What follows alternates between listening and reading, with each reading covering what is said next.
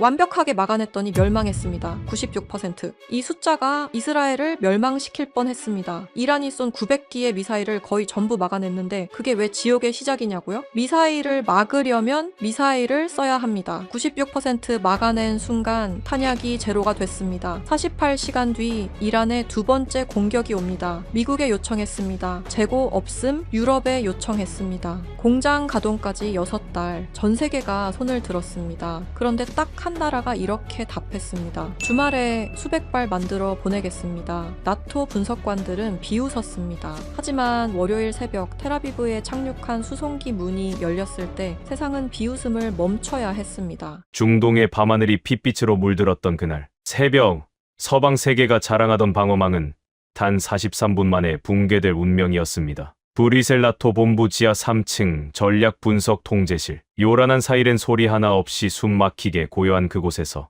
저는 눈앞에 초대형 전술 스크린을 노려보고 있었습니다. 화면 위로는 셀 수 없이 많은 붉은 점들이 사막을 넘어 솟아오르고 있었죠. 이란 영토에서 발사된 탄도 미사일과 드론의 군단이었습니다. 그 숫자는 무려 900기에 달했습니다. 수석님, 적대적 발사체 궤적 계산 완료되었습니다. 텔아비브 도달까지 남은 시간 15분입니다. 보좌관이 창백해진 얼굴로 보고했습니다. 저는 즉시 나토가 자랑하는 방어망 붕괴 예측 시뮬레이터를 가동했습니다. 이스라엘이 자랑하는 다층 방어망인 아이언돔과 에로우 시스템이 과연 저 엄청난 포화 공격을 버텨낼 수 있을지 계산을 시작한 것입니다. 방공망 완전 포화 및 탄약 고갈 예측 시간 43분. 화면에 뜬 결과는 잔인할 정도로 명확했습니다. 저는 이 결과가 뒤집힐 가능성은 없다고 확신했습니다. 900기가 넘는 동시다발적인 포화 공격 앞에서는 어떤 뛰어난 방어망도 물리적인 한계에 부딪힐 수밖에 없습니다. 미사일을 쏘고 나서 다음 미사일을 발사관에 채워넣는 데 걸리는 그 짧은 지연 시간.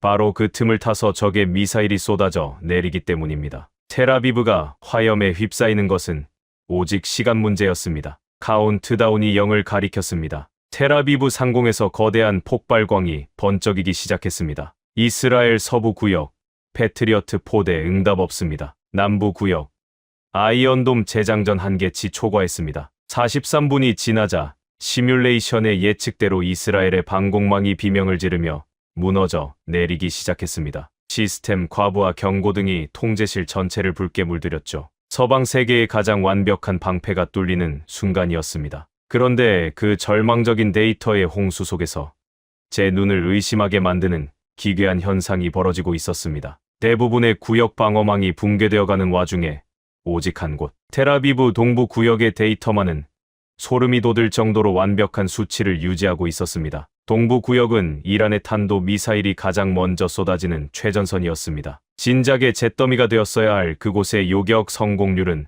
무려 96%를 가리키고 있었습니다. 장난해? 위성 통신망에 오류가 생긴 거 아니야? 당장 센서 재부팅해. 저는 모니터를 주먹으로 내리치며 소리쳤습니다. 이미 3번이나 교차 검증을 했습니다. 이건 시스템 오류가 아닙니다. 동부 구역 방공망이 물리적으로 적의 미사일을 다 격추시키고 있습니다. 저는 멍한 표정으로 화면을 뚫어지게 쳐다보았습니다. 동부 구역에서 솟아오르는 요격 궤적은 제가 평생 분석해온 서방의 무기 체계와는 완전히 달랐습니다. 미친 듯한 연속 발사 속도, 다수의 표적을 동시에 추적해서 박살내버리는 그 파괴력은 미국의 로키드 마틴이나 레이시온조차 아직 실전에서 완벽하게 증명하지 못한 기술이었습니다. 30년간 서방의 무기가 세계 최고라고 믿어왔던 저 데클란 쇼의 오만함이 저 압도적인 데이터 앞에서 무참하게 박살나는 순간이었습니다. 제 이름은 데클란 쇼입니다. 저는 서방 세계의 무기 체계가 지구상에서 가장 우월하다는 깊은 오만함에 빠져 있었습니다. 하지만 최근 중동의 밤하늘이 핏빛으로 물들었던 그날 새벽,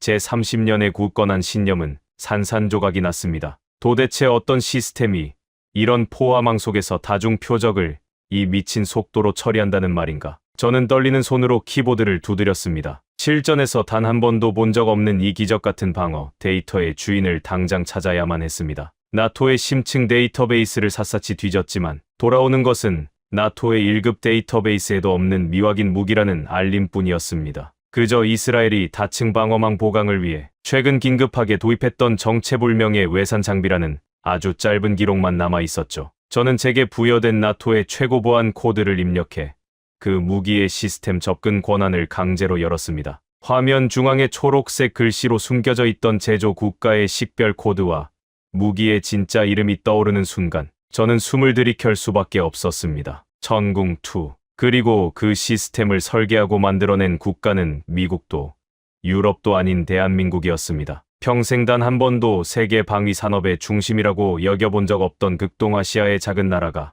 전 세계가 불가능하다고 단언했던 포와 공격을 완벽하게 막아내며 이스라엘의 하늘을 홀로 지켜내고 있었던 것입니다. 하지만 그 경이로움과 충격도 잠시였습니다. 통제실의 비상회선이 날카롭게 울리기 시작했습니다. 이스라엘 국방부에서 나토 사령부로 다급하게 타전해 온 긴급 전문이었습니다. 한국의 천궁2가 만들어낸 96%라는 그 눈부신 기적 뒤에는 당장 내일 텔아비브 전체를 지옥으로 만들어버릴지도 모르는 진짜 끔찍한 위기가 입을 벌리고 있었습니다. 방패는 완벽하게 작동했지만 그 완벽함이 오히려 돌이킬 수 없는 절망의 방아쇠를 당겨버린 것입니다. 텔아비브 동부 구역의 하늘이 마침내 기괴할 정도로 고요해졌습니다. 제 앞을 가득 채우고 있던 전술 스크린에서 붉은 점들이 하나둘씩 사그라들며 잿빛으로 변해갔죠. 이란이 쏘아올린 900기의 미사일과 자폭 드론의 무자비한 폭격이 끝난 직후 브뤼셀 나토 지하 통제실에는 무거운 정적이 흘렀습니다. 서부와 남부 구역은 처참하게 뚫려버린 방공망 때문에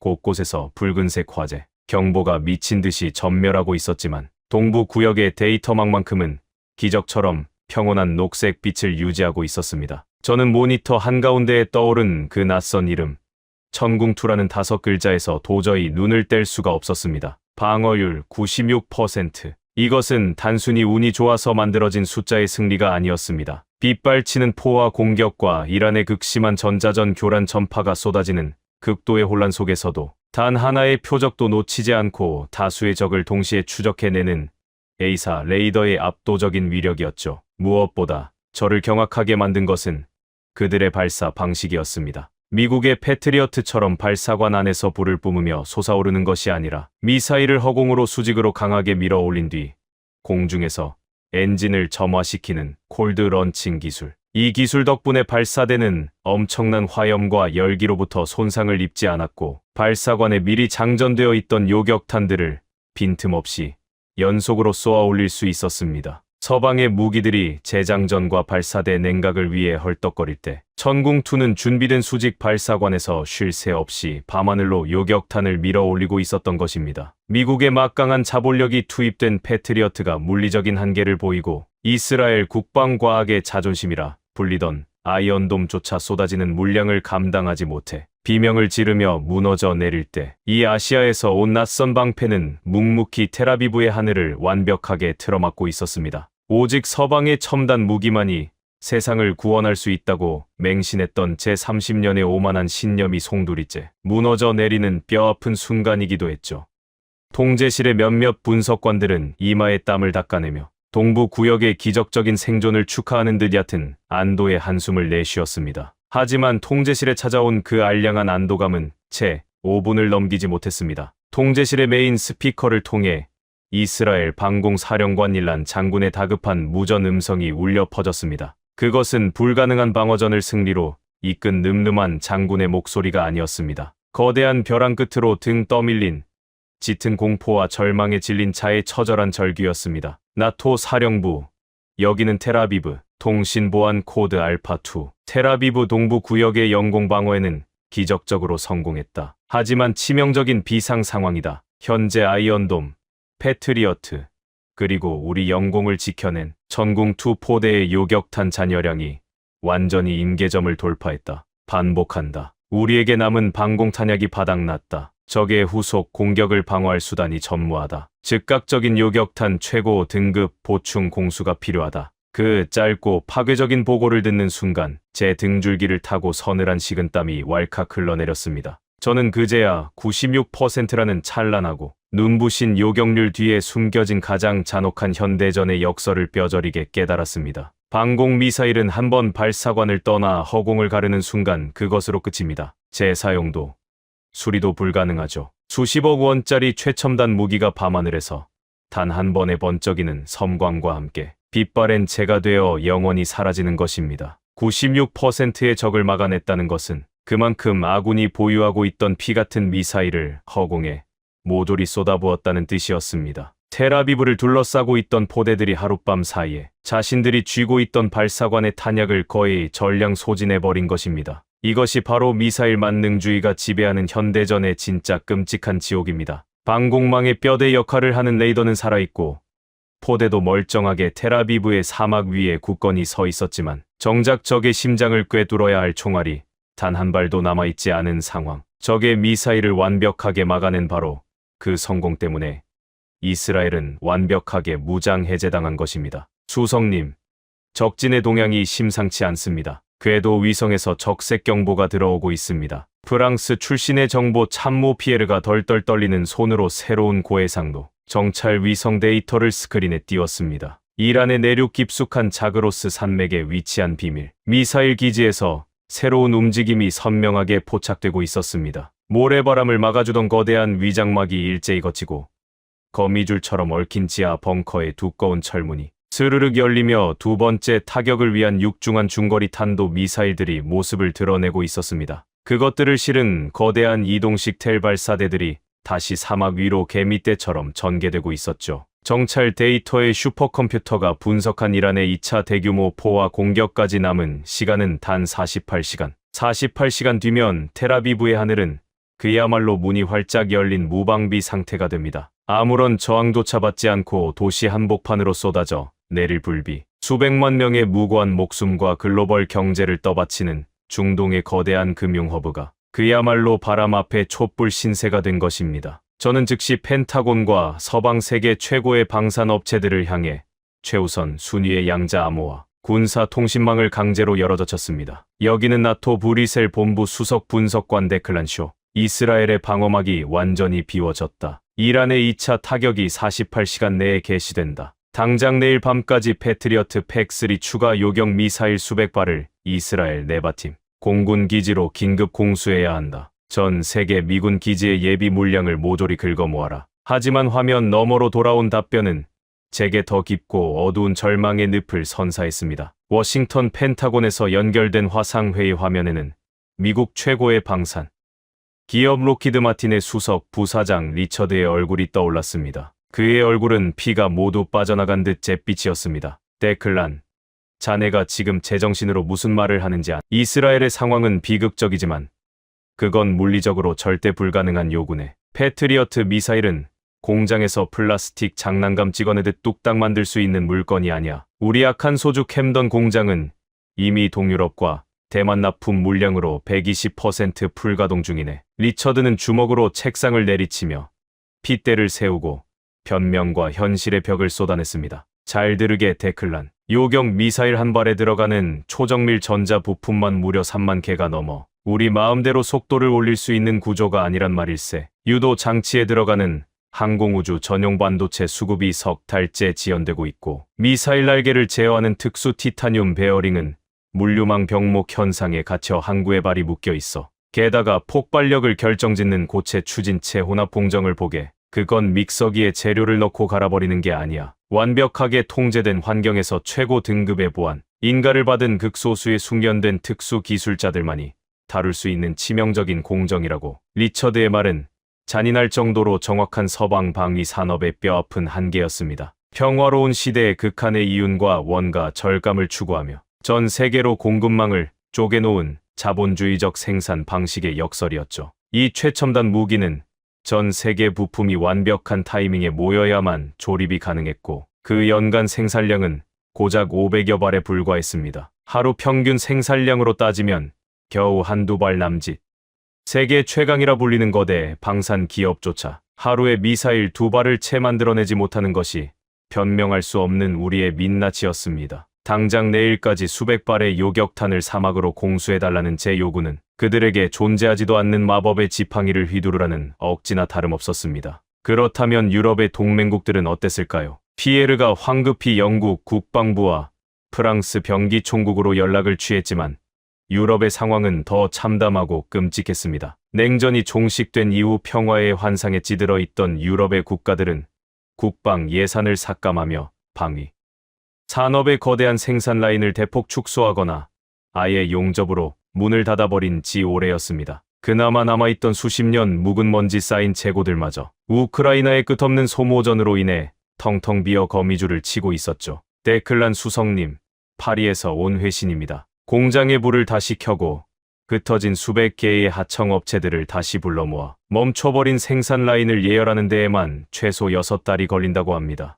엿새가 아니라 6달입니다. 피에르의 목소리에는 깊은 절망이 배어 있었습니다. 돈이 아무리 산더미처럼 쌓여 있어도 서방 세계의 최정상급 정치적 권력과 외교력을 총동원해도 당장 내일 텔아비브 시민들의 머리 위로 쏟아질 미사일을 막아낼 방패를 구해올 곳이 이 거대한 지구상 그 어디에도 없었습니다. 텔아비브의 멸망은 이제 정말 수학적으로 완벽하게 확정된 미래처럼 보였죠. 저는 무력감에 빠져 모니터 앞에서 두 손으로 얼굴을 깊게 감싸 쥐었습니다. 인류 최고의 엘리트 두뇌들이 모였다는 브뤼셀, 나토 통제실의 수십 명의 분석관들과 장군들도 쥐죽은 듯 침묵했습니다. 그 누구도 이스라엘을 구원할 단 하나의 묘수조차 짜내지 못하고 있었죠. 글로벌 공급망과 자본의 효율성에 갇혀버린 서방의 거대한 시스템이 전쟁이라는 원초적인 폭력 앞에서 얼마나 무기력하게 붕괴하는지를 실시간으로 목격하는 밤이었습니다. 그 절망의 밑바닥에서 텔아비브 지하 벙커에 있던 이스라엘 국방장관이 고독하고도 치명적인 결단을 내렸습니다. 그는 자신들을 지켜줄 것이라 굳게 믿었던 미국의 거대한 우산이 사실은 뼈대만 앙상하게 남은 구멍.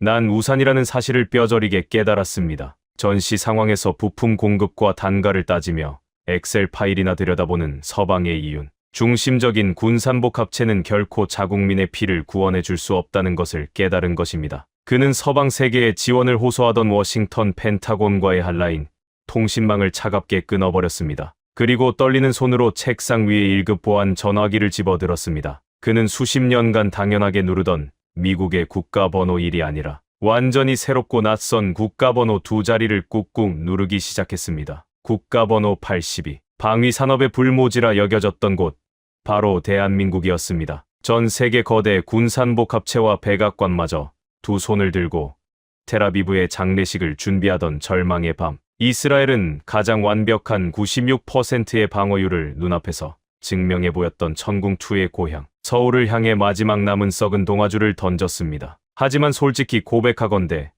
저는 통신망의 좌표가 서울로 향하는 것을 보면서도 끝까지 냉소적인 비웃음을 거두지 못했습니다. 피에르를 비롯한 벙커 안의 나토 참모들도 체념한 듯 고개를 저었죠. 예산과 기술력이 철철 넘치는 세계 최강 록히드 마틴조차 하루에 미사일 한두 발을 조립하는 게 고작인데 극동아시아의 그 작은 나라가 도대체 무슨 수로 이 물리적이고 수학적인 불가능의 장벽을 뚫고 기적을 배달한단 말입니까? 하지만 몇 시간 뒤 아침 해가 떠오르기도 전에 서울에서 텔아비브를 거쳐 브뤼셀로 날아온 단 한 줄의 공식 회신 전문은 제5만한 냉소를 산산조각 내고 나토 통제실 전체를 충격과 경악의 도가니로 몰아넣게 됩니다. 텔아비브의 지하 방공 벙커에 쌓여있던 수백 발의 요격탄이 하룻밤 사이에 완벽하게 증발해버린 텅 빈 무기고, 그리고 정보 위성이 경고하고 있는 이란의 2차 대규모 포화 공격까지 남은 시간은 이제 정확히 단 48시간. 이스라엘 국방장관이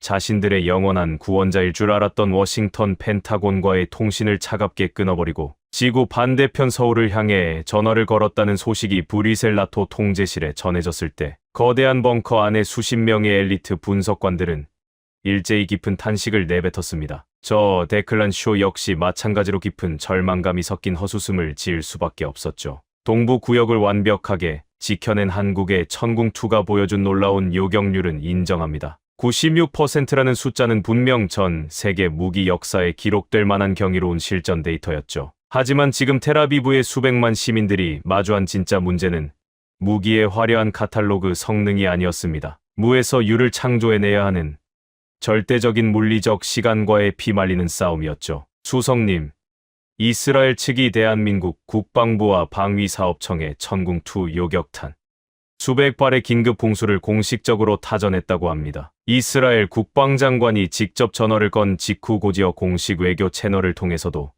동시에 요청이 발송된 것입니다. 당장 이번 주말 안에 물량을 확보해달라는 미친 요구입니다. 프랑스 출신의 정보 참모 피에르의 보고를 들으며 제 옆자리에 앉아있던 미 국방부 파견 연락장교 마커스 대령이 신경질적으로 코웃음을 쳤습니다. 절망의 늪에 빠지더니 이스라엘 수뇌부의 이성이 완전히 마비된 모양이군. 한국이 무슨 요술 램프의 진이라도 됩니까? 재고가 없으면 라인을 돌려 새로 조립해야 하는데 최첨단 미사일 공장이 주말에 밀가루 반죽해서 뚝딱 구워내는 동네 빵집인 줄 아나 보지. 마커스 대령의 비아냥거림은 지극히 현실적이고 뼈아픈 서방 세계의 상식이었습니다. 저는 수십 년간 글로벌 방위 산업의 거대한 공급망을 뼛속까지 꿰뚫고 있는 사람입니다. 방공 미사일이라는 것은 대형마트 진열대에 수북이 쌓아놓고 파는 통조림이나 공장에서 쉴 새 없이 찍어내는 자동차 부품이 결코 아닙니다. 길이 5m 남짓한 그 날렵한 하나의 미사일 안에는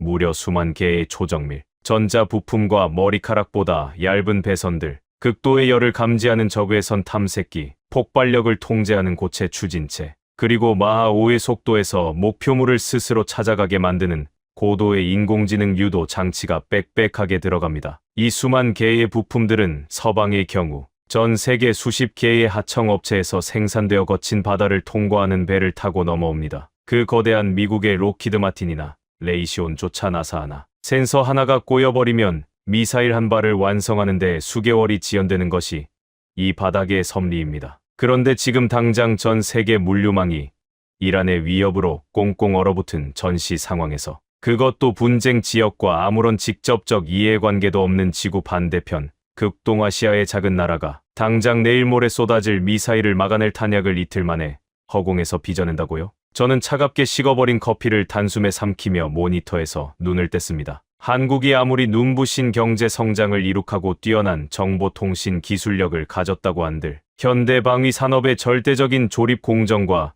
차가운 물리 법칙을 거스를 수는 없다고 확신했습니다. 한국 정부의 답변은 보나마나 너무도 뻔하게 예상되었습니다. 자국인 한반도의 방위 태세 유지를 위해 물량 반출이 곤란하다거나 현재 생산 라인이 포화 상태라 최소 6달의 유예 기간을 달라는 아주 정중하고도 외교적인 거절의 문서가 돌아올 것이 분명했죠. 나토 통제실의 모든 참모들도 이스라엘의 마지막 희망이 처참하게 꺾일 그 거절의 순간만을 무거운 마음으로 기다리고 있었습니다. 하지만 정확히 2시간 40분 뒤 굳게 닫혀있던 나토 통제실의 1급 보안 통신 단말기에 초록색 불빛이 격렬하게 전멸하기 시작했습니다. 한국의 서울에서 이스라엘의 텔아비브를 거쳐 이곳 브뤼셀 나토 본부로 동시 수신된 단 한 통의 공식 회신 전문이었습니다. 그리고 그 짧은 문장들은 저 데클란 쇼의 오만함은 물론이고 거만했던 서방 엘리트들 전체의 뇌리를 망치로 내려치며 통제실 전체를 충격과 공포의 도가니로 몰아넣어 버렸습니다.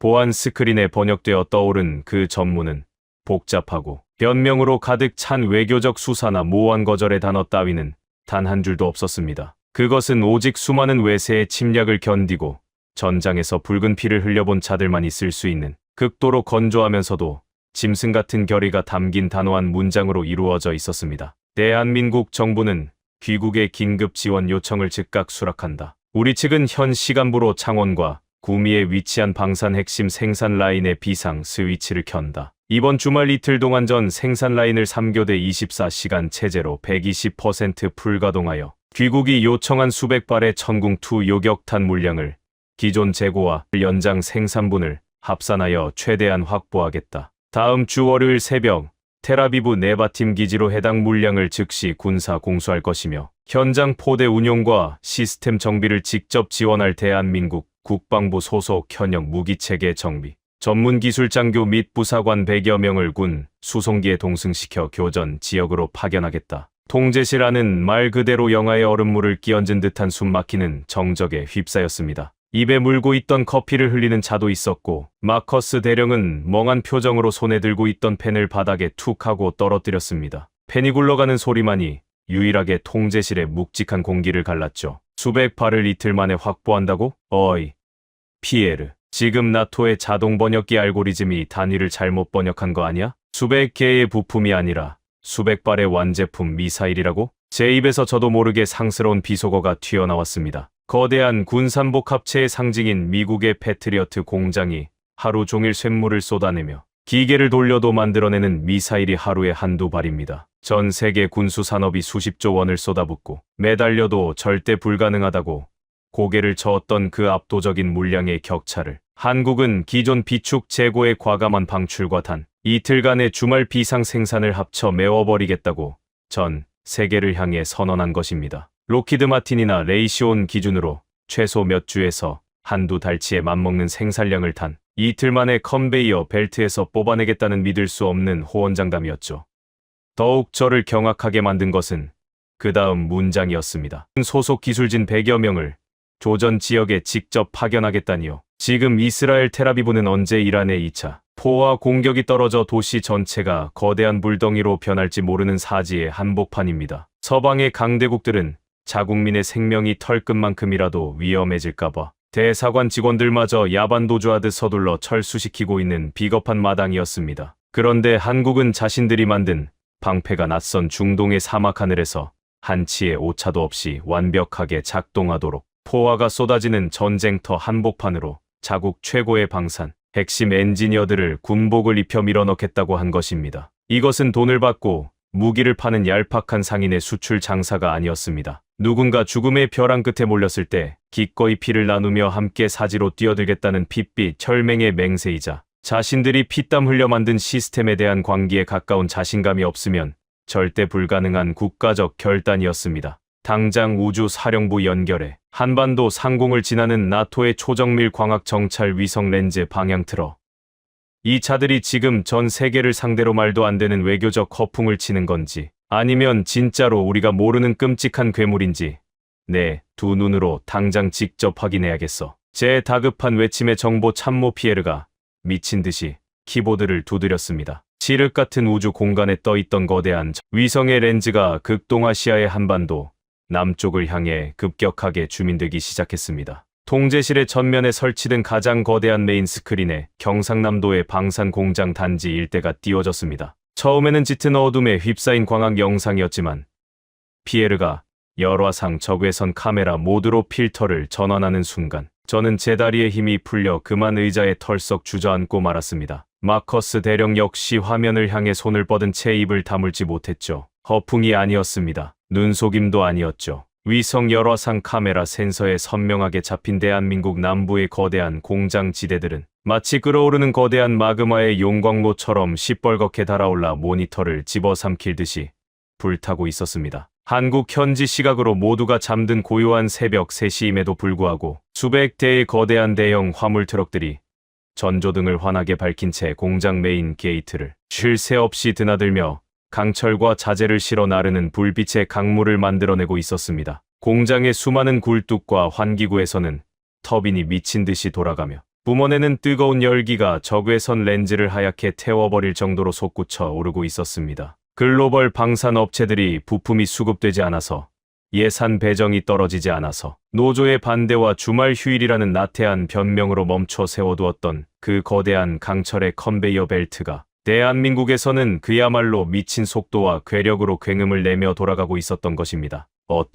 도대체 어떻게 이런 말도 안 되는 속도가 가능한 거지? 글로벌 공급망의 바닷길과 하늘길이 다 끊어지고 전시나 다름없는 이 숨막히는 긴박한 상황에서 도대체 어디서 그 수만 개의 핵심 부품들을 가져와서 조립 라인에 밀어넣는다는 말이야? 제 머릿속의 모든 이성적인 논리와 수학적 계산이 완전히 하얗게 타버리며 잿더미로 변했습니다. 기술의 제국이라는 미국도, 오랜 전통의 유럽도, 생존의 달인이라는 이스라엘 스스로도 절망하며 포기했던 그 위대한 일을 이 아시아의 작은 나라가 보란듯이 해내고 있었습니다. 그것도 아주 가볍게 단 며칠간의 주말 만에요. 밤하늘을 수놓았던 방어율 96%라는 화려한 숫자보다 제 뼛속을 더 서늘하게 만든 것은 전장을 향해 끝없이 미사일을 쏟아붓고 잉태해내는 저 멈추지 않는 미친 듯한 생산 속도와 자급자족의 괴력이었습니다. 무기의 진정한 가치는 에어쇼에서 보여주는 화려한 비행이나 두꺼운 카탈로그에 적힌 스펙이 아니라 내 조국과 내 동맹이 죽음의 공포에 떨며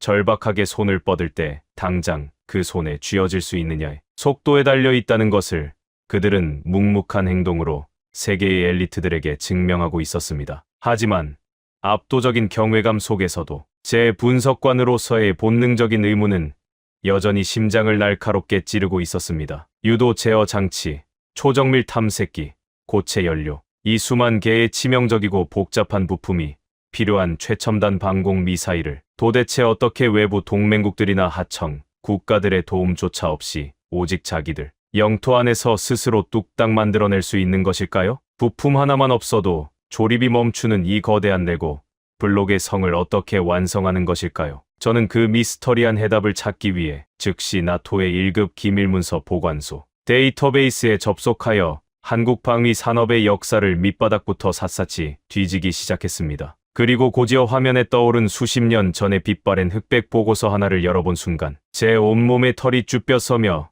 심장이 터질 것 같은 강렬한 전율을 느꼈습니다. 그 보고서의 첫 페이지에는 붉은색 1급 기밀 도장이 선명하게 찍혀 있었습니다. 대한민국 방위산업의 기원과 국방과학연구소의 뼈아픈 설립, 배경을 밑바닥부터 샅샅이 분석해 놓은 서방의 아주 오래된 기밀문서였죠. 그 수백 페이지짜리 문서를 천천히 읽어 내려가며 저는 수십 년간 펜타곤과 나토의 엘리트들이 얼마나 오만하고 안일한 평화의 환상 속에 빠져 있었는지, 그리고 우리가 얼마나 얄팍한 지식으로 세상을 재단해 왔는지 뼈저리게 깨달았습니다. 이 아시아의 작은 나라가 만들어낸 기적을 이해하기 위해서는 먼저 미국의 록히드 마틴이나 유럽의 거대 방산 기업들이 무기를 만들어내는 그 화려한 방식을 다시 한번 냉정하게 되짚어볼 필요가 있습니다. 서방 세계의 군산복 합체들은 철저하게 자본주의적인 경제성과 극한의 이윤 효율성을 추구합니다. 요격 미사일 단 한 발을 만들기 위해 그들은 전 세계 50여 개 국가에서 가장 생산 단가가 싸고 질 좋은 부품들을 거대한 쇼핑 카트에 담듯 수입하죠. 미사일의 눈이 되는 정밀 유도 탐색기 렌즈는 광학 기술이 발달한 독일에서, 가볍고 단단한 특수 합금 프레임은 일본에서, 두뇌 역할을 하는 고성능 반도체는 대만에서, 그리고 폭발력을 제어하는 화학 물질은 남미나 동유럽에서 실어와 미국의 거대한 조립 공장에서 하나로 뭉쳐내는 식입니다. 총성이 울리지 않는 평화로운 시대에는 이것이야말로 가장 완벽하고 영리한 정답입니다. 생산 비용을 극한의 바닥까지 줄이고 방산 기업 주주들의 이윤을 극대화할 수 있으니까요. 무기조차도 거대한 글로벌 공급망이라는 자본의 혈관 속에서 흐르는 하나의 상품일 뿐이었습니다. 하지만 자본주의의 미소는 전쟁이라는 원초적인 폭력과 야만 앞에서는 종이호랑이처럼 찢겨나갑니다. 상황은 180도 달라지죠. 지정학적 위기로 어느 한 국가의 국경이 통제되고 무역풍이 부는 바닷길이 군함들로 막혀버리면 저 거대하고 화려했던 글로벌 공급망은 순식간에 스스로의 목을 조르는 치명적인 올가미로 변해버립니다. 독일의 하청 공장에서 특수나사 100개가 선적되지 않으면 미국의 패트리어트 전체 생산 라인이 그날로 멈춰서는 겁니다. 대만의 반도체 공장에 전기가 끊기면 유럽의 미사일 두뇌가 멈춰버리는 구조죠. 서방의 거대 방산 기업들이 텔아비브의 멸망을 코앞에 두고도 하루에 미사일 한두 발밖에 만들지 못했던 그 진짜 이유, 그리고 당장 무기를 찍어내달라는 이스라엘 방공사령관의 피 끓는 절규에 고개를 저으며 항복을 선언할 수밖에 없었던 물리적 한계가 바로 이 글로벌 공급망의 잔혹한 역설 때문이었습니다. 부품이 없으면 돈이 아무리 많아도 쇳덩어리에 불과했습니다. 그런데 대한민국은 달랐습니다. 아니, 그들은 서방 세계처럼 달콤한 평화에 기대어 공급망을 쪼개놓을 수 있는 여유조차 없었죠. 그들은 다를 수밖에 없었습니다. 저는 70여 년 전 한반도에서 벌어졌던 그 끔찍하고 잔혹한 전쟁의 흑백 기록과 그 이후의 피비린내 나는 역사를 숨죽여 훑어보았습니다. 그들은 결코 전쟁이 완전히 끝난 나라가 아니었습니다. 그저 강대국들의 정치적 타협에 의해 아주 잠시 숨을 고르며 총성을 멈추었을 뿐이죠. 대한민국의 정치와 경제의 거대한 심장인 서울에서 불과 40km 떨어진 북쪽의 휴전선 너머에는 지금 이 순간에도 수백만 명의 군대가 대치하고 있으며 수만 문의 장사정포와 생화, 탄두를 장착한 거대한 탄도 미사일들이 서울 시내 한복판을 정확히 겨냥하고 있습니다. 지구상에서 가장 위험하고 폭발적인 활화산의 분화구를 머리에 이고 살아가는 셈입니다. 더욱 그들을 공포와 절망으로 몰아넣었던 것은 믿었던 동맹국의 잔인한 변심이었습니다. 냉전이 한창이던 시절, 닉슨 독트린과 함께 미국 워싱턴이 일방적으로 주한미군 철수를 선언하고 한반도에서 발을 빼려 했을 때 대한민국 국민들이 느꼈을 그 절대적인 고립감과 공포를 우리 서방의 엘리트들은 감히 상상조차 할 수 없습니다. 어제까지 붉은 피를 나누며 함께 싸워주던 초강대국, 동맹이 하루아침에 자국의 정치적 이익을 위해 등을 돌리고 떠나려 할 때 아무런 무기도 방패도 없던 가난한 한국인들은 가장 차갑고 뼈아픈 교훈을 하나 얻었습니다. 전쟁이 터졌을 때 동맹국의 군함이 늦게 도착하거나 바다 건너 해외에서 무기 부품 공급망이 단 하루라도 끊어지면 우리 국민은 그날로 모조리 몰살당한다. 그 누구도 우리를 대신해 피 흘려주지 않는다. 살고 싶다면 우리 손으로 미사일의 머리부터 발끝까지, 껍데기부터 심장까지, 처음부터 끝까지 모조리 다 우리 영토 안에서 만들어내야만 한다. 그것은 단순히 방위 산업을 육성하여 돈을 벌어보겠다는 경제적인 목표가 아니었습니다. 거대한 열강들의 틈바구니에서 국가의 명운과 수천만 국민의 목숨을 건 처절하고도 짐승 같은 생존 본능이었죠. 문서의 페이지를 넘기자 초창기 대한민국 국방과학연구소 엔지니어들이 겪어야 했던 그 험난하고 눈물겨운 개척의 기록들이 쏟아져 나왔습니다. 번듯한 실험실이나 첨단 설계도 한 장조차 없던 시절, 그들은 미군이 쓰다 버리고 간 고장난 무기들을 쓰레기장처럼 뒤져 주워왔습니다. 녹슨 소총과 부서진 미사일 파편을 책상 위에 올려놓고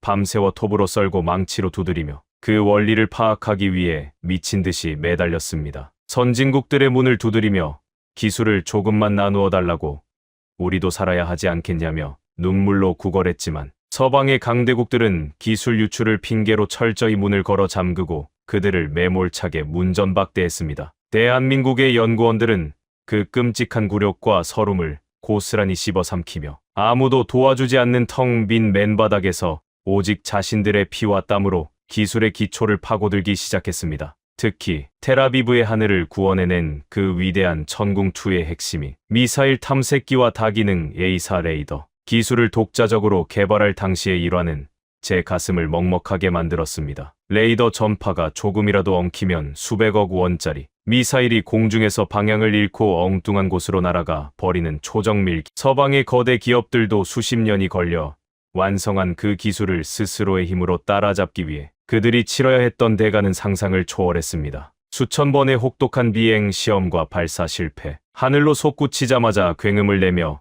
공중에서 산산조각 나는 요격탄, 차가운 겨울바다로 처박히며 연기처럼 사라져버린 수백억 원의 잔해들 앞에서도 대한민국의 연구원들은 결코 고개를 숙이거나 포기하지 않았습니다. 국회와 언론에서는 막대한 혈세를 낭비한다며 그냥 돈을 주고 성능이 검증된 미제 패트리어트를 사오면 될 것을 왜 이런 무모한 짓을 하느냐고 매일같이 날 선 질타를 쏟아냈죠. 하지만 연구원들은 집으로 돌아가지 않았습니다. 그들은 좁고 차가운 연구실 구석에 낡은 야전 침대를 깔고 쪽잠을 자며 컵라면으로 끼니를 때웠습니다. 주파수 간섭 문제를 해결하기 위해 코피를 쏟으며 밤을 새웠고 그들의 아내들은 연구소 정문으로 남편들의 갈아입을 속옷을 실어 나르며 소리 없이 눈물을 훔쳤습니다. 나토의 1급 기밀 보고서에 적힌 한 줄 한 줄의 구절이 비수처럼 제 가슴을 찔렀습니다. 수많은 이름 없는 연구원들이 모니터 앞에서 과로로 쓰러졌고 숱한 실패와 국가적인 좌절을 겪었지만 그들은 이를 악물고 결코 그 험난한 발걸음을 멈추지 않았습니다. 서방이 100년에 걸쳐 쌓아 올린 기술을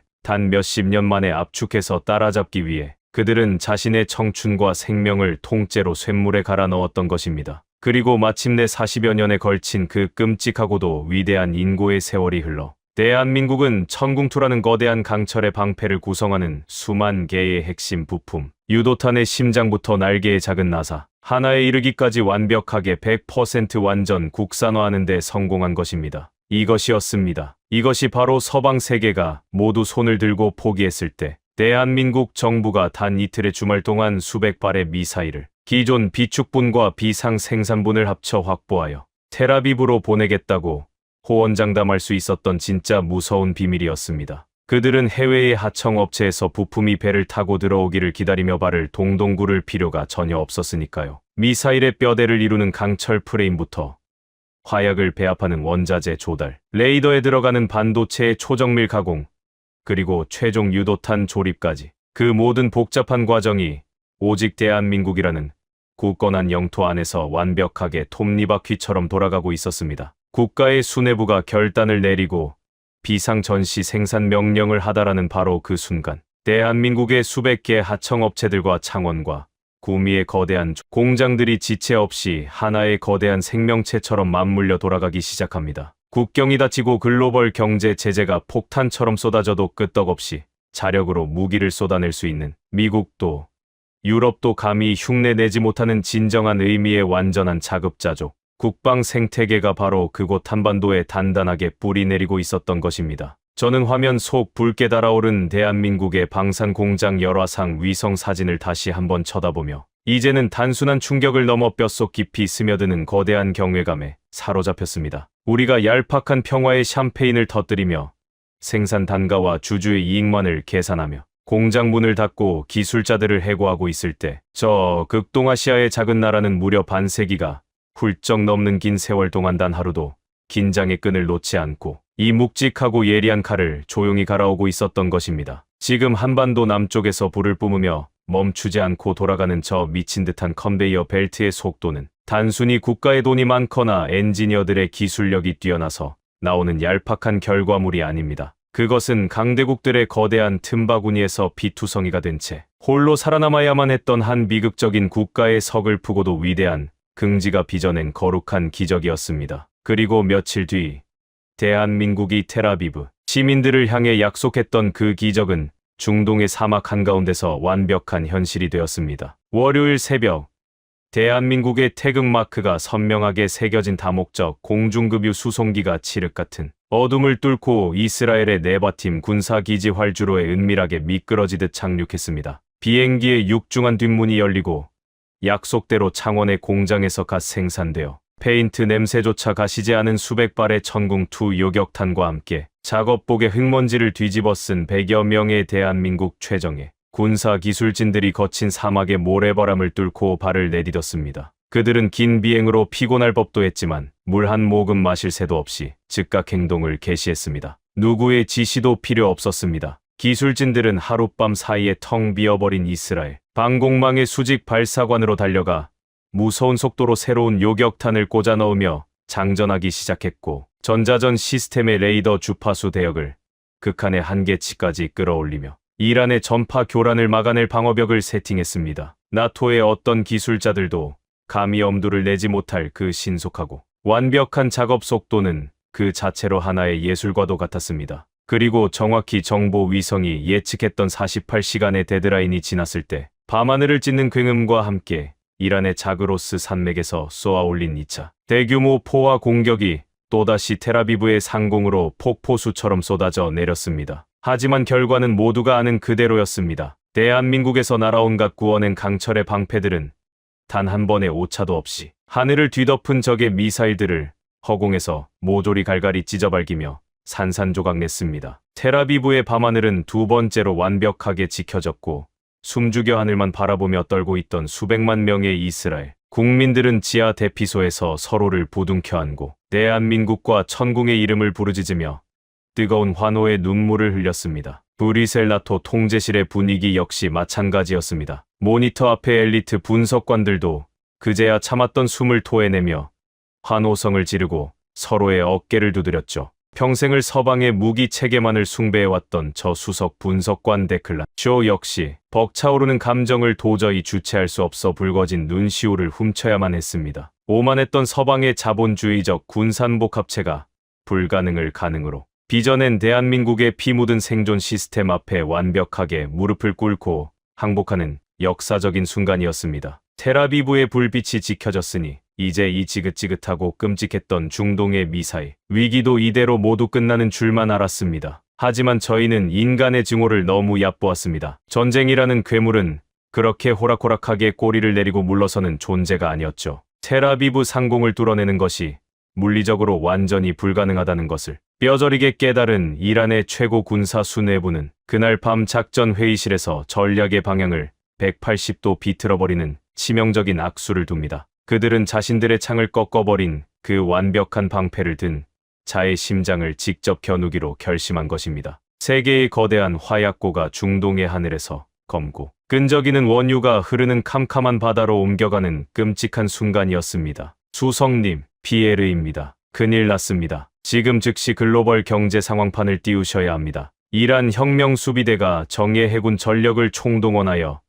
페르시아만으로 나가는 유일한 바닷길 호르무즈 해협을 무력으로 전면 봉쇄해버렸습니다. 경고 방송도 없이 기뢰를 살포하고 있습니다. 지금 이 시간부로 중동에서 전 세계로 뻗어나가는 원유 수송선의 20%가 바다에 갇혔습니다. 피에르의 다급하고 찢어질 듯한 목소리에 환호로 가득 차 있던 나토 통제실의 공기는 순식간에 영하로 꽁꽁 얼어붙었습니다. 호르무즈 해협, 그 좁고 험악한 바닷길은 단순히 중동의 영해가 아니었습니다. 그곳은 텔아비브를 구원했던 바로 그 나라, 조국 대한민국의 거대한 산업을 돌리는 원유와 천연가스의 70% 이상이 통과하는 에너지의 절대적인 심장 동맥이자 목줄이었습니다. 통제실의 메인 화면 속 글로벌 경제 지표가 마치 미친 듯이 발작을 일으키며 붉은색 화살표를 위로 쏘아 올리기 시작했습니다. 배럴당 국제 유가가 단숨에 심리적 마지노선인 100달러를 돌파하더니 불과 몇 시간 만에 120달러의 벽을 산산조각 내며 치솟아 올랐습니다. 천궁2 미사일은 며칠 밤을 새워 수백 발을 스스로 확보해낼 수 있는 압도적인 기술을 가졌지만 한 국가의 핏줄을 굴러가게 하는 그 검은 피인 원유만큼은 단 한 방울도 스스로 만들어낼 수 없는 지독한 천연자원의 불모지. 그것이 바로 대한민국의 가장 뼈아프고 치명적인 약점이었습니다. 바다의 길이 끊기고 흑진주가 말라버리면 어떻게 될까요? 거대한 조선소와 자동차 공장이 멈추고 수출 물류가 마비되며 수천만 국민들의 일상이 무너져 내리는 데에는 단 며칠의 시간조차 필요하지 않습니다. 국가 전체가 끔찍한 심정지 상태에 빠져들게 되는 것입니다. 자신들이 가진 모든 방산의 역량을 쏟아부어 지구 반대편 이스라엘 텔아비브의 불빛과 생명을 완벽하게 지켜낸 그 위대하고 고결한 나라가 정작 자신들의 조국은 차갑고 암흑 같은 경제적 죽음의 늪으로 급격하게 끌려 들어가고 있었습니다. 피가 말라가며 패닉에 빠지기 시작한 서울의 거리와 텅 비어가는 주유소들. 하늘의 위기를 기적처럼 막아내자마자 거대한 쓰나미처럼 들이닥친 이 끔찍한 오일 쇼크의 파도 앞에서 이스라엘을 구원했던 대한민국은 과연 이 숨막히는 죽음의 올가미를 어떻게 벗어날 수 있을까요? 나토의 통제실은 이제 미사일이 아니라 돈과 자원이라는 가장 차갑고 잔인한 무기가 지배하는 또 다른 전쟁터를 숨죽여 지켜보고 있었습니다. 브뤼셀 나토 지하 통제실의 거대한 중앙 전술 스크린은 이제 미사일의 궤적을 쫓는 군사 레이더 화면이 아니었습니다. 전 세계의 자본과 피가 실시간으로 흘러다니는 글로벌 경제 지표 상황판으로 완전히 전환되어 있었죠. 하지만 그 거대한 화면을 가득 채우고 있는 것은 희망적인 푸른색이 아니라 마치 누군가의 동맥이 끊어진 것처럼 화면 전체를 집어삼키며 뚝뚝 흘러내리는 시뻘건 폭락의 지표들이었습니다. 배럴당 국제 유가가 심리적 마지노선인 100달러를 가볍게 뚫고 올라가더니 이란 혁명 수비대가 호르무즈 해협을 무장 고속정과 기뢰로 전면 봉쇄했다는 공식 선언이 떨어지기가 무섭게 150달러의 벽마저 산산조각 내며 미친 듯이 치솟아 올랐습니다. 에너지 자급률이 사실상 거의 제로에 가까운 90% 이상의 원유와 천연가스를 오직 수입에 의존하며 수출로 먹고 사는 대한민국에게 호르무즈 해협의 봉쇄는 단순한 경제적 타격이 아니었습니다. 그것은 국가의 심장에 꽂힌 사형 선고나 다름없는 끔찍한 재앙이었습니다. 통제실의 정보 참모 피에르가 핏기가 가신 얼굴로 서울의 실시간 상황을 속보로 띄워 올렸습니다. 상황은 저희 서방 분석관들이 계산했던 최악의 시뮬레이션보다 훨씬 더 참혹하게 돌아가고 있었습니다. 대한민국의 경제를 떠받치는 주식시장 코스피는 개장 30분 만에 투매가 쏟아지며 서킷 브레이커가 발동되어 거래가 전면 정지되었습니다. 영하 10도를 밑도는 혹한의 겨울 날씨 속에서 서울 시내의 모든 주유소 앞에는 한 방울의 기름이라도 더 넣기 위해 수킬로미터에 달하는 끝이 보이지 않는 차량 행렬이 이어졌습니다. 무엇보다 가장 치명적인 것은 국가 산업의 심장인 대규모 수출 공장들이었습니다. 세계 최고의 철강을 뿜어내던 포항의 거대한 용광로들이 난과 연료 부족으로 불을 꺼야 할 처지에 놓였고 울산의 거대한 석유화학 단지들은 가동 중단의 공포에 휩싸였습니다. 용광로의 불이 한번 꺼지면 그 안에 쇳물이 굳어버려 수조 원의 천문학적인 피해가 발생하고 국가의 기초 체력이 완전히 무너져 내리게 됩니다. 이스라엘 텔아비브의 밤하늘을 기적처럼 밝혀준 그 눈부신 연대의 대가가 역설적이게도 자신들의 조국을 칠흑 같은 암흑과 경제적 죽음의 늪 속으로 몰아넣는 끔찍한 비극으로 돌아온 것입니다. 저는 떨리는 손으로 전화기를 집어들고 미국 워싱턴 펜타곤과 바레인에 주둔 중인 미 해군 제오 함대 사령부를 향해 다급하게 군사회선을 연결했습니다. 여기는 나토 브뤼셀 본부 데클란 쇼 수석 분석관. 당장 제오 함대의 항공모함 전단과 이지스, 구축함들을 호르무즈 해협으로 파견해 무력으로 봉쇄를 뚫어주어야 한다. 한국의 경제가 붕괴하면 글로벌 반도체 공급망이 마비되고 서방 세계 전체가 타격을 입는다. 당장 움직여야 한다. 하지만 제 피 끓는 호소에 돌아온 것은 서방 세계의 가장 추악하고 익숙한 민낯이었습니다. 화면 너머 워싱턴의 정치인들과 군 수뇌부들은 중동에서의 확전을 두려워하며 주판알만 튕기고 있었습니다. 데클란 수석, 진정하게. 우리가 지금 항모 전단을 밀어넣으면 이란과의 전면전으로 번질 수 있네. 선거가 코앞인데 유권자들이 중동의 모래바람 속으로 미군이 다시 들어가는 걸 원치 않아. 백악관에서 이란을 향해 강력한 외교적 규탄 성명을 발표할 테니 일단 상황을 지켜보세. 저는 수화기를 집어 던질 뻔했습니다. 카메라 앞에서는 동맹을 외치며 규탄 성명이라는 종이 쪼가리만 쏟아낼 뿐 정작 한국에 끊어지는 숨통을 틔워줄 실질적인 군사행동과 피 흘림은 철저하게 주저하고 있었죠. 동맹국이 자신들을 구하기 위해 무기고를 털어 사지로 뛰어들었건만 정작 그들이 피를 흘릴 때는 자국의 정치적 계산이 먼저인 이 역겨운 자본주의적 동맹의 현실에 저는 깊은 환멸을 느꼈습니다. 그렇게 세상의 모든 강대국들이 한국의 고통을 애써 외면하며 뒷짐을 지고 있던 바로 그때였습니다. 세상에서 가장 이기적이고 냉혹하며 오직 자국의 이익만을 위해 움직인다고 알려진 중동의 맹주 이스라엘이 움직였습니다. 그것도 전 세계의 외교적 관례와 자본주의의 상식을 완전히 박살내버리는 가장 무식하고도 뜨거운 방식으로 말입니다. 수석님, 텔아비브에서 나토 본부로 긴급 타전입니다. 이스라엘 총리가 전 세계 언론을 향해 국가 비상사태 특별담화를 생중계로 발표하고 있습니다. 헤르의 다급한 외침에 통제실의 모든 스크린이 이스라엘 총리의 굳은 얼굴로 일제히 전환되었습니다. 그는 보통의 정치인들처럼 책상 위에 준비된 원고를 읽어 내려가지 않았습니다. 화면 너머의 전 세계를 정면으로 뚫어지게 응시하며 짐승처럼 낮고 단호하게 내뱉은 그의 첫 문장은 훗날 세계 외교사의 전설적인 명문으로 남게 될 소름 끼치는 한마디였습니다. 전 세계는 들으십시오. 대한민국은 불과 며칠 전 우리 이스라엘 국민의 머리 위로 쏟아지는 죽음의 불비를 자신의 몸을 던져 완벽하게 막아냈습니다. 그들은 피를 나누었고 이제 우리 이스라엘이 그들의 멈춰가는 심장을 다시 미친 듯이 뛰게 할 차례입니다. 우리는 그 어떤 천문학적인 대가를 치르더라도 전 세계가 등을 돌린다 해도 우리의 생명을 지켜준 형제의 나라가 차가운 어둠 속에 잠기게 결코 두지 않을 것입니다. 담화가 끝나기가 무섭게 나토의 정보망을 통해 이스라엘의 미친 구출 작전이 실시간으로 보고되기 시작했습니다. 그들이 꺼내든 첫 번째 카드는 바로 동지 중에 깊은 바닷속에 숨겨둔 자신들의 거대한 에너지 보고 레비아탄 천연가스전이었습니다. 이스라엘 정부는 혹독한 겨울을 대비해 유럽의 동맹국들로 향할 예정이었던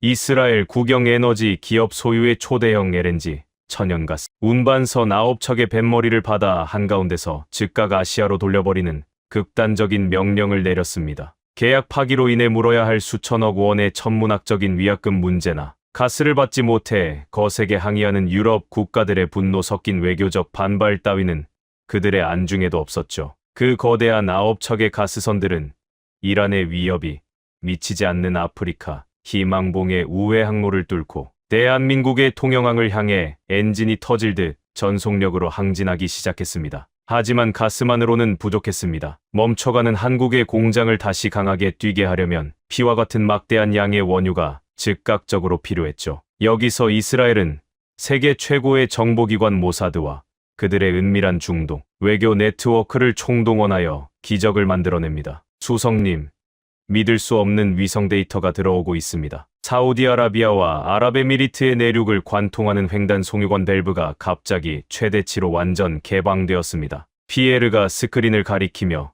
경악에 찬 목소리로 보고했습니다. 이스라엘은 과거 아브라함 협정을 통해 은밀하게 관계를 맺어둔 아랍의 거부, 산유국들을 배후에서 강하게 움직인 것입니다. 이란이 무력으로 봉쇄한 페르시아만을 통과해야 하는 위험한 해상 루트를 과감히 버리고 아라비아 반도 내륙의 거대한 사막을 가로지르는 안전한 육상 파이프라인을 통해 막대한 양의 원유를 이란의 통제권 바뀐 홍해 북쪽으로 폭포수처럼 쏟아낸 것이죠. 그리고 나토 통제실의 엘리트 군인들을 완전히 발칵 뒤집어 놓고 눈시울을 붉히게 만든 가장 충격적인 장면이 군사 위성 카메라의 렌즈를 통해 통제실 메인 스크린에 가득 채워졌습니다. 홍해의 항구에서 대한민국을 향할 원유를 가득 채우고 묵직하게 출발하는 거대한 태극마크의 유조선들. 그런데 그 민간 유조선들의 양옆과 앞뒤로 이스라엘 해군을 상징하는 다윗의 별 깃발을 펄럭이는 최신형 사하르 6급 초계함 4척과 해저의 돌핀급 잠수함 전력이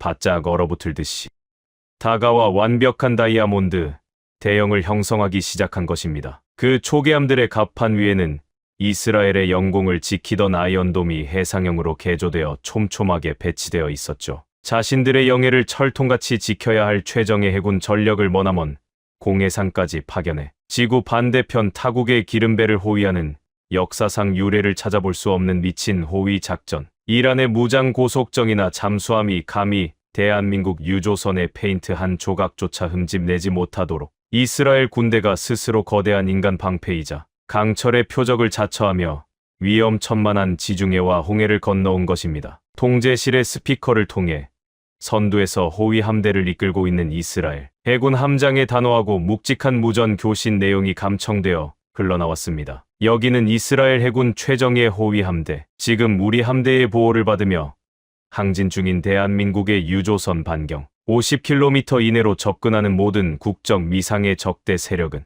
우리 이스라엘 국가 전체에 대한 명백한 선전포고로 간주하겠다. 경고 사격은 없다. 접근하는 즉시 우리 해군이 가진 모든 화력을 동원하여 바닷속으로 수장시켜 버릴 것이다. 저는 나토 통제실 한 구석에 우두커니 서서 스크린 속에서 하얀 파도를 가르며 당당하게 나아가는 그 비현실적인 함대의 모습을 지켜보며 남몰래 뜨거운 눈물을 삼켜야만 했습니다. 30년이라는 긴 세월 동안 무기의 스펙과 전술, 예산의 효율성과 국가의 이기적인 이익만을 냉정하게 엑셀 파일로 분석해온 제 차가운 잿빛 심장에 태어나 처음으로 거대한 활화산의 불덩이가 떨어지는 기분이었습니다. 이것은 단순히 무기를 주고 자원을 받는 상인들의 얄팍한 상업적인 거래가 아니었습니다. 언제든 이익이 틀어지면 처럼 찢어버릴 수 있는 종이 쪼가리에 적힌 비즈니스 동맹도 아니었죠. 누군가 죽음의 벼랑 끝으로 추락하려 할 때 내 팔이 부러지고 내 살점이 잔인하게 떨어져 나가는 한이 있어도 끝까지 그 손을 절대 놓지 않는 짐승 같은 전우에 포탄이 쏟아지는 죽음의 문턱을 함께 맨몸으로 넘어본 자들만이 나눌 수 있는 진득한 붉은 피로 맺어진 진짜 혈맹의 탄생이었습니다. 대한민국이 천궁으로 이스라엘의 밤하늘을 완벽하게 지켜냈고 이스라엘이 지중해의 불꽃을 끌어와 대한민국의 식어가는 심장을 다시 뜨겁게 뛰게 만들었습니다. 그 숨막히던 며칠간의 전쟁과 생존의 거대한 서사시가 끝났을 때 전 세계의 텔레비전과 주요 외신 매체들은 이 믿기지 않는 현대판 동맹의 기적을 연일 대서특필하며 쏟아내고 있었습니다. 그리고 그 뉴스를 가장 숨죽여 가장 맹수 같은 예리한 눈빛으로 지켜본 이들이 있었죠. 바로 각국의 군사 통제실에서 화면을 뚫어지게 바라보고 있던 전 세계의 국방 장관들과 국가 원수들이었습니다. 이란의 900기 미사일을 보란듯이 튕겨낸 압도적인 방어 성능, 거대 군산복 합체가 불가능하다고 포기했던 물량을 주말탄 이틀 만에 수백 발씩 확보해내는 멈추지 않는 컨베이어 벨트의 생산 속도, 그리고 무엇보다 위기에 처한 동맹국을 위해 국가의 명운을 걸고 끝까지 죽음의 바다를 건너 책임지는 저 무식할 정도로 끈끈한 의리. 사우디아라비아, 오만, 아랍에미리트 같은 중동의 막강한 오일머니 거부들뿐만 아니라 폴란드와 루마니아를 비롯한 나토의 핵심 동맹국들조차 자신들이 쥐고 있던 미국과 유럽의 값비싼 무기 구매 청구서를 조용히 쓰레기통에 던져버리고 계약서를 찢어버리기 시작했습니다. 그들의 날카로운 시선이 일제히 워싱턴 펜타곤이나 파리의 화려한 무기 박람회가 아닌 극동아시아의 한 곳을 향해 강렬하고 맹렬하게 집중되고 있었죠. 단 일주일이라는 짧은 시간 동안 벌어진 이 경이로운 사건은 이제 저 같은 일개 분석관의 낡은 상식을 깨는 것을 넘어 전 세계 방위 산업의 거대한 판도와 권력을 송두리째 뒤엎을 거대한 회의를 준비하고 있었습니다. 다가오는 거대한 폭풍의 눈, 그 한가운데 우뚝 선 대한민국은 과연 세계 무대에서 어떤 전설을 써 내려가게 될까요? 여러분, 지금까지 나토 수석 분석관 데클란 쇼의 사연을 함께 하셨습니다. 어떠셨습니까?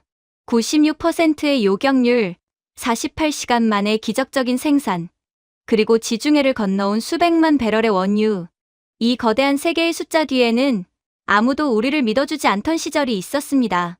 제대로 된 설계도 하나 없이 텅 빈 연구실에서 뜬 눈으로 밤을 지새운 연구원들. 수백 번의 실패 속에서도 남의 손을 빌리면 조국이 무너진다는 절박함으로 묵묵히 부품을 만들어낸 사람들의 피땀이 있었죠. 사태가 모두 끝난 후 데클란 쇼는 나토 수뇌부에 이렇게 보고했습니다. 서방이 평화에 취해 있을 때 저들은 반세기가 넘는 세월 동안 톱니바퀴를 멈추지 않았습니다. 이제 우리가 오만함을 버리고 대한민국에게 진짜 생존을 배워야 합니다. 이 이야기가 더 널리 닿아야 한다고 생각하신다면 지금 영상을 공유해 주십시오. 여러분의 공유 하나가 대한민국의 굳건한 오늘을 만들어낸 숨은 영웅들을 세상에 알리는 일이 됩니다. 가슴이 뜨거워지셨다면 댓글에 저력 2글자만 남겨주십시오. 아무도 알아주지 않을 때 조용히 묵묵히 걸어왔습니다. 그리고 마침내 세계 앞에 우리 스스로를 증명했습니다.